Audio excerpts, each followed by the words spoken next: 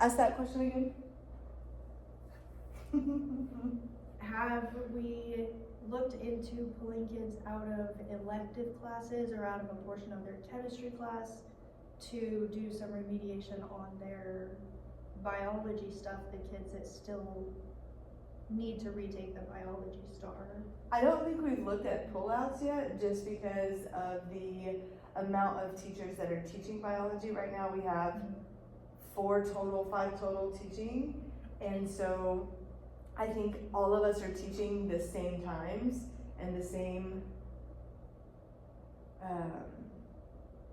like we all have that same planning period, so I don't know if we would all pull them out at the second block, or if we could go like taking them out of their electives, just because not many of their electives are either athletics, some of them have art and choir and things like that, so I think it would just be very, if we can get those teachers on board with having us pull them out, I think that would be beneficial. One, that would take away from the time needing after school or before school if we didn't have those times.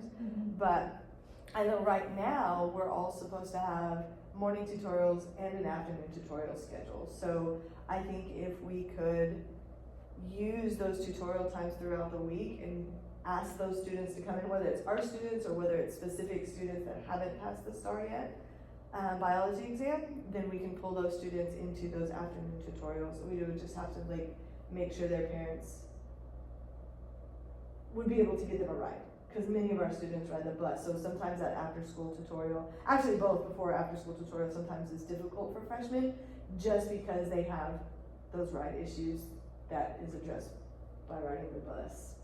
So another thought, I don't know whether it's feasible because of the way freshman classes tend to be structured and behavior and whatnot, but would it be a possibility to have a couple of teachers combine classes so that another teacher could do pullouts Oh, I see what you're saying. during the biology classes, even though none of the biology teachers have that block off?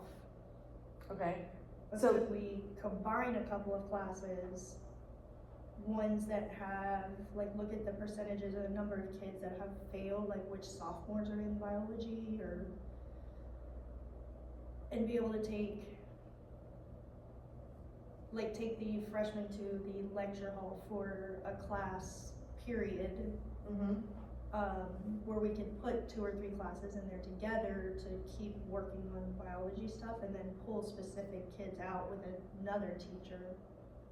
Oh, that might be a good idea. And then we still like, we're not interrupting the kids from continuing their learning like on that. Right, and On we're that not pulling path. them out of athletics or something else.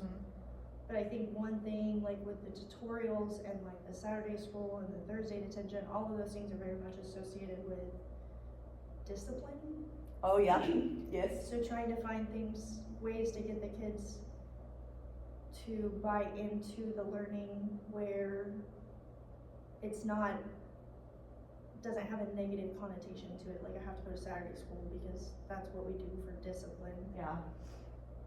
So finding different times during the day to do it seems like the kids would be more likely to show up or more likely to participate because it's not a consequence. Yeah, it's not a consequence. And we wouldn't run into the issue of not having a ride to get here or to get home because it's in the middle of the day. That's not a bad idea. I also thought maybe even lunch tutorials. Like, I know not many of us want to give up our lunch period, but if it's one of those things where, hey, these 3 teachers are having tutorials on Monday, these 3 on Wednesday, whether we spread out or whether we even do just like a big group activity where we're kind of all just sitting and eating and learning, that might be a good idea too. As far as, because I'm with you, a lot of them won't show up because it does have a negative connotation, even though the goal is that they pass the test and don't ever have to take it again, or pass it and stop having to retake the class or whatever it is they're having to retake. No, that makes sense? That makes sense? What you call it?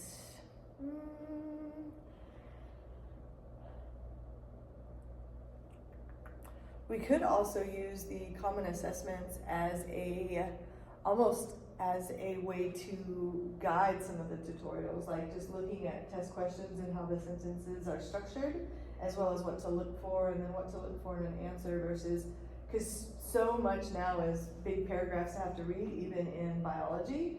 So if we can teach them how to read the question to better answer, using those common assessment questions might be a good idea too, just to, hey, what am I looking for? Almost like having them dissect a sentence, but not really dissect the sentence. Just what words do I understand and what don't I understand in this, and then compare those to the answer choices in each one. So that would be a way we can use our common assessments that we've taken. Are there any online options for biology remediation? Like, I know IXL has math stuff. Do they have biology STAR stuff, or is there Khan Academy that has STAR stuff, that biology stuff that the kids could work on almost independently? So built into our textbook, we have almost like we can create a step-by-step lesson for the students that even allows for some mastery learning within it. Oh, so do kids, like the sophomores that are not in biology right now that just failed the STAR test? Yeah. The biology STAR that are in chemistry but passed the biology class. Right. Are there resources for those kids? That's the kids that we don't have sitting in our classrooms using our current books and stuff. Not that I'm currently aware of, but I'm sure there is something we can put together. Because I know excuse me, I know Khan Academy has a lot of those things. Quizzes is really big on, like there's a lot of vocab built in quizzes that they can kind of work through. We don't have like an IXL or something specifically for biology that allows them to work through different ideas like on their own pace. Like there's nothing set up that we have to do that with them.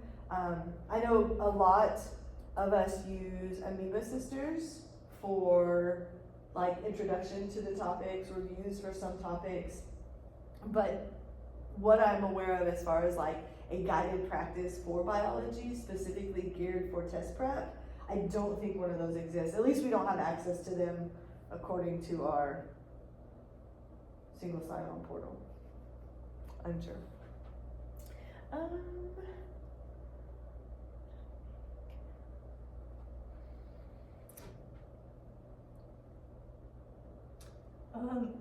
One other thought is, as biology teachers, could we put together some release test questions that we could share with Algebra 1 teachers or English 1 teachers? Oh, that's a good idea. And maybe very specifically the English teachers, because if part of the biology breakdown with the STAR is being able to read the passages and answer the questions, but the reading part of it is where we struggle, then having someone that's not a biology teacher just do a question like this as a warm-up, that has, hey, let's break down what this passage is about and look at our answer choices, and how do we piece this together from a perspective that's just reading comprehension versus biology specific content. Or even an Algebra 1 teacher just saying, hey, here's an Algebra 1 STAR multiple choice question, here's a biology STAR multiple choice question, we're gonna do a couple of each as warm-up questions, or at the end of class or something, just exposure.